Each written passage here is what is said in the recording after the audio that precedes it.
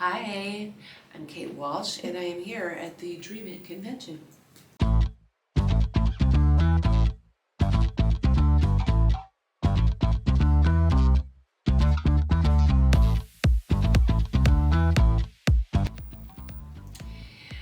It's always hard to say, but that's a great question, the most defining moment of my career, because there were so many defining moments along the way that most people wouldn't know about, because I think most people would say, oh, it's Grey's Anatomy. But there were defining moments, major moments, like when I got my first equity play in Chicago, because Amy Morton, who's a great actress and won a Tony for Who's Afraid of Virginia Woolf on Broadway, but she was a Chicago theater actress in the 90s when I lived there, and she was meant to do a world premiere of a John Guare play, and she dropped out, and so I got the role. So that was like a seminal, iconic moment for me, because I got my union card, and it was a big deal, big play.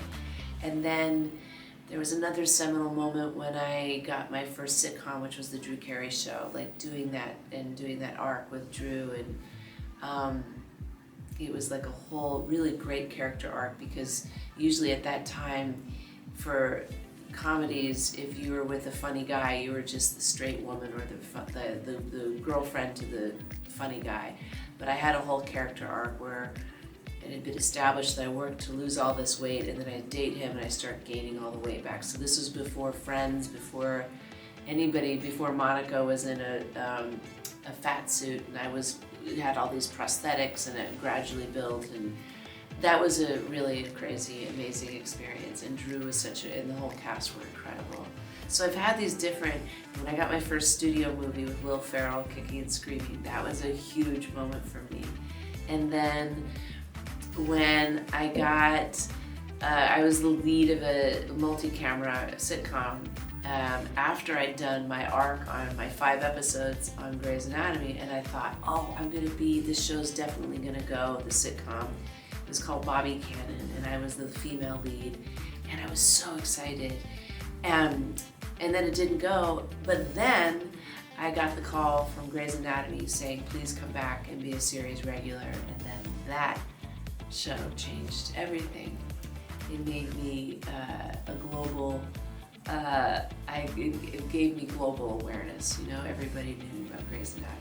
So many moments, and still more that I keep getting. When I got to do Fargo, and I got to do Emily in Paris, like Umbrella Academy, there's so many. I feel like all my jobs are very,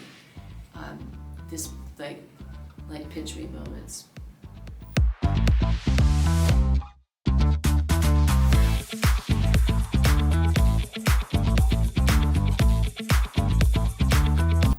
Well, the writing of Addison, Shonda created this incredible role, as she did so many in Grey's Anatomy and obviously many other shows.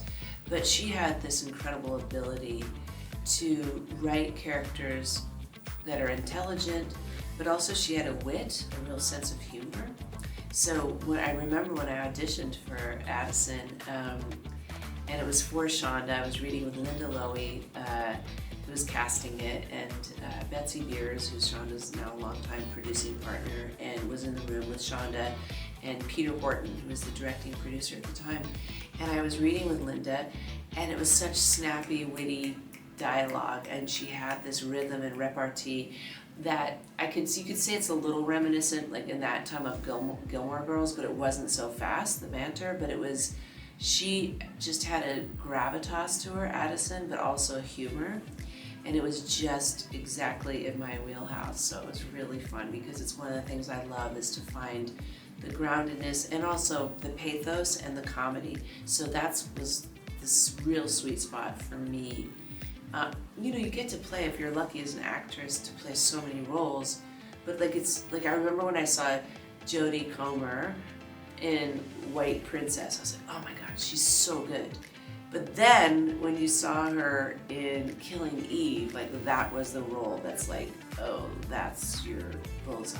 You know what I mean? So that's how I feel about Addison. It was like, okay, that was the first time just threading the needle for this, life and death circumstances, gravitas, and then real comedy. So it was fun.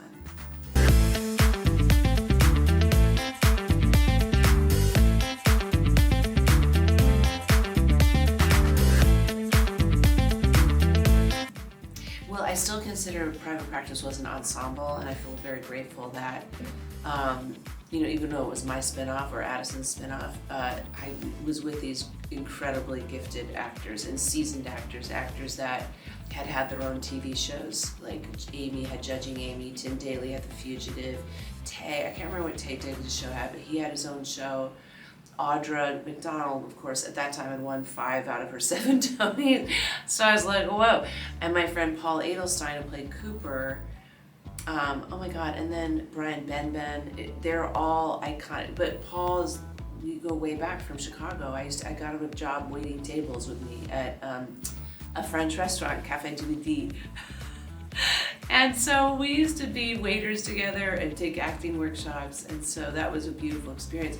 But it was a real, just a totally different experience than Grey's, because Grey's was the first hit that Shonda had, and for all of us, we were sort of becoming well-known or public figures for the first time as well.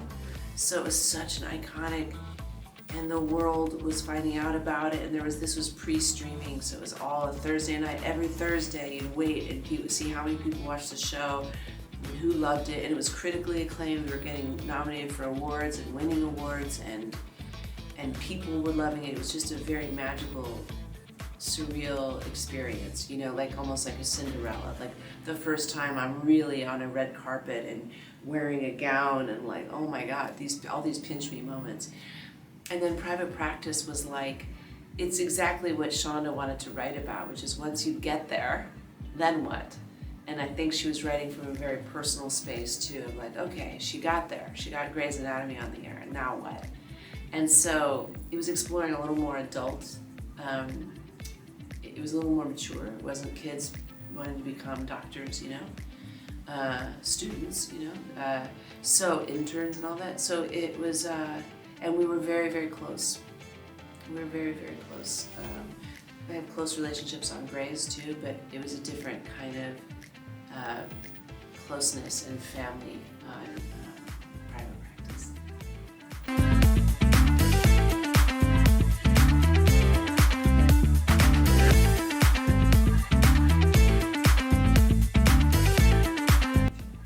Well, it was the handler in Umbrella Academy was really cool for me for many reasons. One, Steve Blackman, who adapted it from the graphic novel, he created the role of the handler. It was not in the original graphic novel.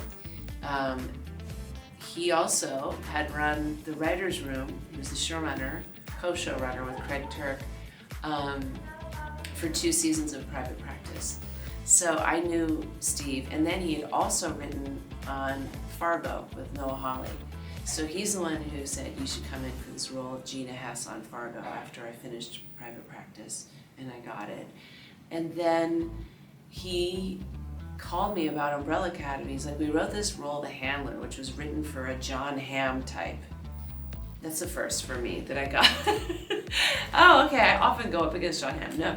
But it was, he's like, we're not gonna get it. But he's like, I thought you would be perfect for it. And I said, send me the script. He goes, we don't have a budget really, because all the series regulars had been hired, Ellen Page, everybody, had been hired already. I said, well, let me have a look at the script. I loved the script. It was very funny. Again, he really masters that area of drama and comedy and smart. And so I said, I love it, but don't genderize it, don't change a thing. Because there was a scene in like the first 1 or 2 episodes where the handler walks up to a urinal and has this conversation with Five or something. And I was like, you have to keep the bathroom moment. Just, I'm not gonna go to a urinal, but keep it because it's so funny and weird. And then they didn't have a lot of money, but he's like, I said, did you have a wig budget and do you have a costume budget? He said, yeah. I'm like, great. So part of that, the handler, other than a great character and script, was working very intimately with Christopher Hargadon, who is the costume designer. And we just came up with these costumes and this iconic, very, this like strong look for the handler, this archetype, with the corset. And I had all these, and it's time continuum, and it's this whole sci-fi world, but it was like, that was really fun. That was incredible to build that character kind of from the outside and the inside.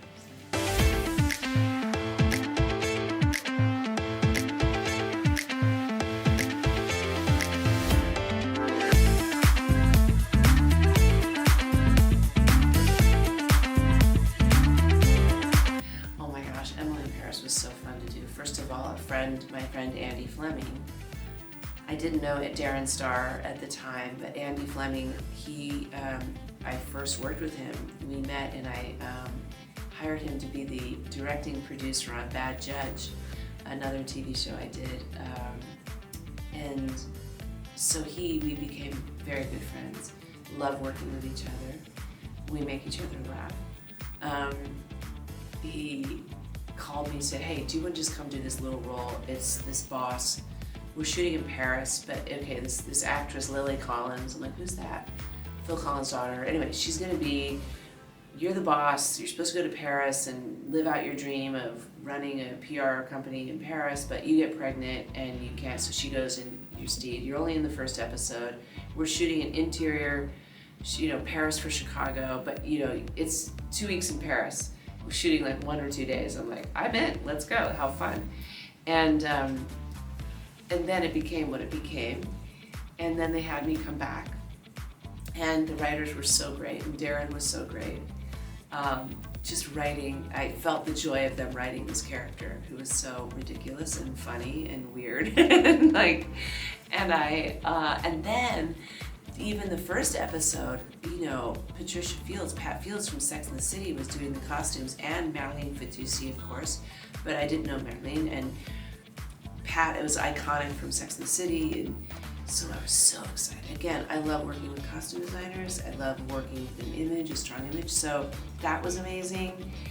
And then Marlene took over for season 2 and 3 and the rest of it, and was blown up, obviously. I was on a bike when it wasn't raining here, on a Lime bike, and I saw these 2 women with a red beret and a baby blue beret, like definitely on the Emily in Paris tour. It was very, very funny. But it was incredible. I loved shooting. Versailles was probably I loved the pregnancy look because it was so over the top. And I, as I said, I worked very closely with Marlene. And so we really came up with this idea that I want Madeline to be a pregnant lady, but wearing really short skirts. And so that was just a fun thing. She was so over. Sylvie is so elegant and sophisticated. I love Sylvie's style. Like, I love everything that Marlene puts her in, and they work very closely together. But I just love the absurdity of Madeline. And then I bring this water bottle. I didn't bring it here, but the giant water bottle, they thought it was so funny and American because I would bring it around set, and they put it in the show because it's so vulgar, this stupid big water bottle. So it was just the best. I had the best time.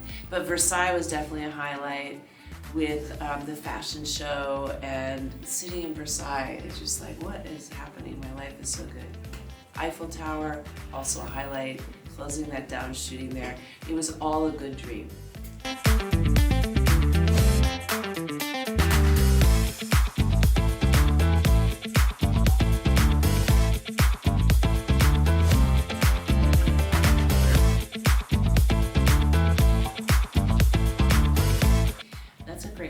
I loved playing Olivia Baker. I was first of all, I was only going to do 2 seasons, that's it. I didn't want to do more because it's such a heavy subject matter.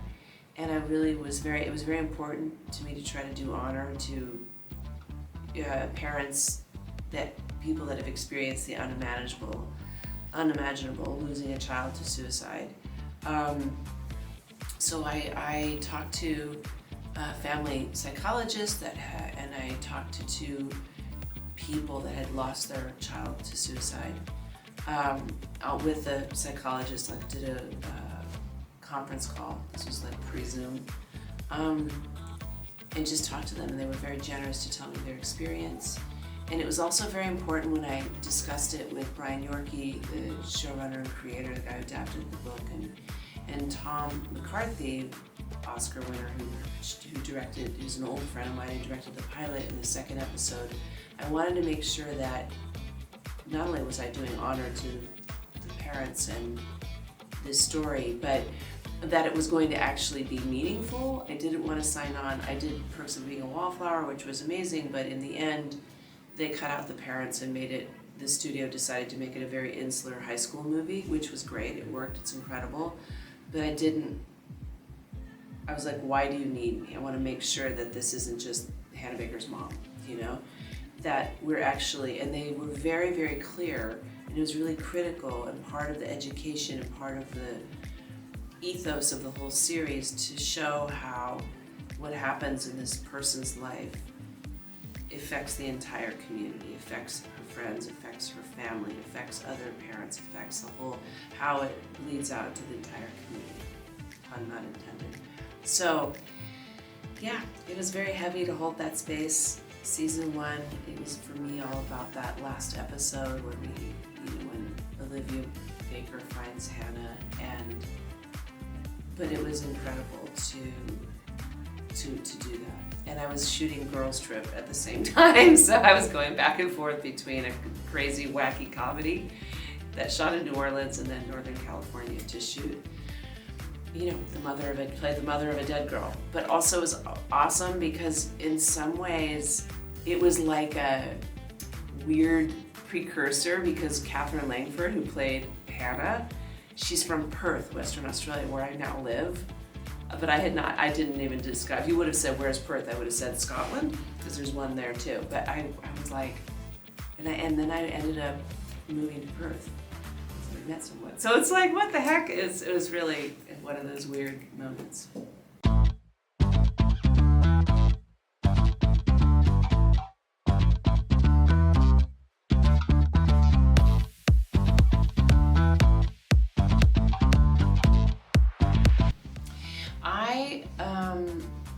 First of all, I learned a lot because I think I was bullied in school, but it was never anything like what kids were experiencing now with social media. We didn't have social media then. So if I got bullied, it ended at 3 o'clock when I left, And then the simple thing for me when I was little was like I had to learn to fight, like physically fight, because I would get picked on. I know it's hard to imagine because I'm very tall and strong, but I did get bullied. And so I think there was a lot of attitude in the culture by maybe my generation or others like, okay, are these kids just too sensitive? Like what, come on, we all grow up, be strong, become resilient, tenacity. But I think that what we showed in that show was that what I learned, which was like, oh my gosh, this is never ending for kids. It doesn't end when they go home. It's 24/7. Their lives can be ruined but like that with a photograph or lies being spread or whatever. It's just crazy. And the scope of it, I don't think the world really, really understood how it was affecting kids. There's a law that they just enacted legislation in Australia that kids are not allowed to be on social media anymore until they're 16. So that's how serious I think, and that's not just because of 13 Reasons Why, obviously, but I feel like 13 Reasons Why was a massive catalyst and started the conversation to the extent that schools were so backwards about mental health. They weren't even talking about mental health until year 11, until people were like 16, 17. Which is way too late in the curriculum. And even if you recall, when 13 Reasons Why first came out, schools were sending out letters to parents and teachers saying, do not let your children watch this, do not watch it. Or some schools say, watch it with your kids.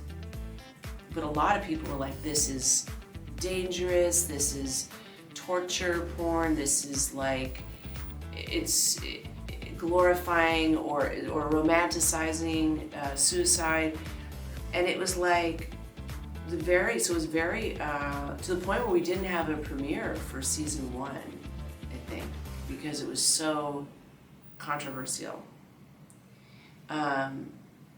So it's a lot. We've come a long way, and I'm so proud of that show, and I'm so proud. Brian Yorkie is a genius, and all the kids were so incredible, so anyway, it's an honor.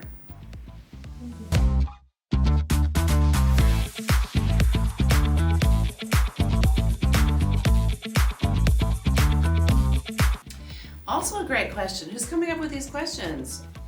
Bravo. Because honestly, they're really intelligent, and when I thought about, when it came to deciding, I don't know if it's a very American thing, but when you start becoming at a certain level of work or whatever, or recognizability or celebrity, I hate to use the word celebrity, but it's, you have this possibility. There's some people that choose not to talk about anything. You know, they're like, I'm an actor, or I'm a musician, or and that's it. But for me, my dad was an immigrant. He was very political. My mother was a social worker. My stepfather was a psychologist and worked in the prison system. So social justice and being of service in that way was very important to me. And initially you get because everybody starts approaching you, you know, okay, animal rights charities, environment, this, that, da, da, da, da. And so at first I was like, yes, okay, yes. And then you're like, whoa, I can't actually do all of that. So there were different times in different life. Like I still give and shine a light on animal rescue, but my two big areas that I work in are women's health and rights, and the environment, particularly oceans. I've worked for many years with Oceana. I'm now aligned with Sea Legacy too, that Christina Mittermeier and Paul Nicklin, their charity. So it has to be personal for me. So I grew up in Northern California, going to the beach every day.